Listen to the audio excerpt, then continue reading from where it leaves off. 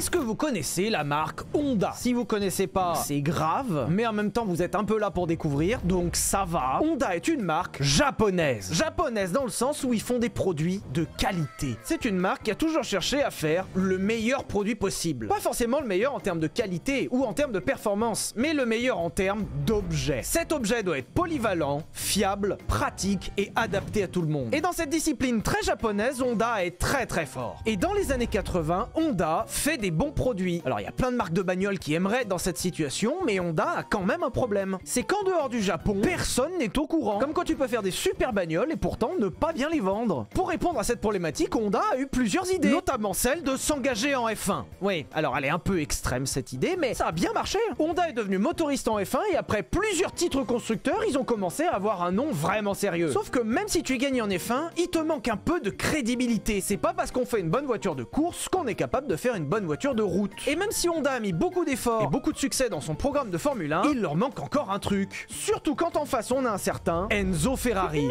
Oui, je sais, encore lui. Toujours lui. De toute façon, le mec, il a fait chier tout le monde. Dans les années 80, Ferrari sort des modèles sensationnels. Rouge fluo, gros V8, gros V12, des voitures dans lesquelles tu te sens vivant. Et ça, c'est exactement ce qui manque à Honda. Eux, ils savent faire des motos rationnelles et des voitures rationnelles et des tondeuses à gazon rationnelles aussi. Il leur manque un produit vitrine. Il leur manque une voiture rouge fluo qui fasse du bruit. Il leur manque une voiture qui est capable de foutre la honte à une Ferrari. Il leur manque la NSX. En fait, les gars de chez Honda dans les années 80, je les vois vraiment comme des enfants de 10 ans. Les étoiles dans les yeux. Les gens, ils aiment quoi, la Formule 1? On va faire des moteurs Formule 1. Ils aiment Ayrton Senna, on va prendre Ayrton Senna. Et les gens, ils aiment Ferrari, on va faire une Ferrari. Ils ont besoin de briller, ils ont besoin de montrer leur savoir-faire. Et pour ça, ils vont faire la meilleure sportive du monde. Et cette voiture, c'est la NSX.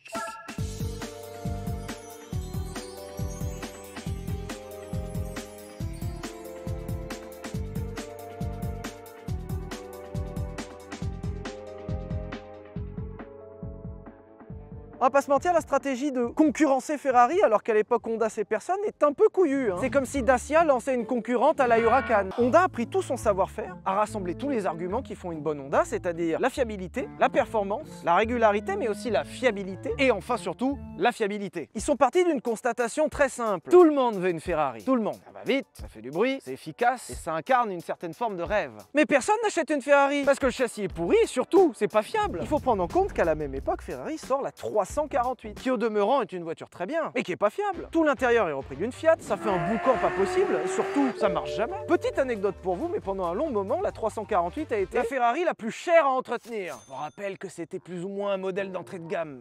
Et en bons ingénieurs japonais, ils ont pris le sujet de façon très pragmatique. Faisons une voiture plus performante qu'une 348, plus élégante qu'une 348, mais celle-ci on peut la rouler. À la fin des années 80, Honda se lance dans le projet NSX. Il faut abattre l'ennemi Ferrari. C'est un peu radical comme approche, on va pas se mentir, mais je crois qu'ils y sont quand même pas mal arrivés. Ce que j'aime bien dans cette NSX, c'est que c'est une Ferrari pragmatique. On va prendre tout ce qui était bien dans cette voiture et le faire en mieux, mais surtout en plus intelligent. C'est une version de la 348 avec du QI. Et le truc, c'est que je trouve ça cool. Par exemple, la 348 utilisait un V8. Gros cylindré, consomme beaucoup, pas forcément si performant puisque ça faisait 300 chevaux. Honda fera pareil avec seulement un V6. Moins d'entretien, moins de consommation, puis de toute façon on arrive à sortir la même puissance. La 348 est basée sur un châssis pas terrible, qui est plutôt efficace, mais qui n'a pas vraiment de recherche. Cette voiture est intégralement fabriquée en aluminium, c'est-à-dire les meilleures techniques de son époque. Le seul travail aéro qui a été fait sur la 348, c'est résumé à un verre de vin au restaurant. Il n'y a pas eu d'aéro. Cette voiture commence à réfléchir à l'aéro. On est au début des années 90. En fait, en 90, quand Honda présente cette NSX, l'idée c'est de mettre une claque. Pas la claque trop violente dans le visage, c'est plus la tape derrière la tête. Je te surplombe par l'intelligence en tout point. Je sais pas si c'est le truc qu'on voulait en automobile, puisqu'en général on préfère plutôt les V12 Atmo. Mais en attendant, c'est vrai. Si avec l'avance technologique, pourquoi pas? Sauf qu'Honda, ils ont Ayrton Senna. Dans les années 90, Honda est motoriste d'Ayrton Senna en Formule 1. Quand tu le vois avec l'œil de maintenant, tu vois comment ils ont insisté sur le truc. Ils ont fait des vidéos de lui qui met au point la voiture, qui essaye la voiture, des shootings photos où il lave la voiture.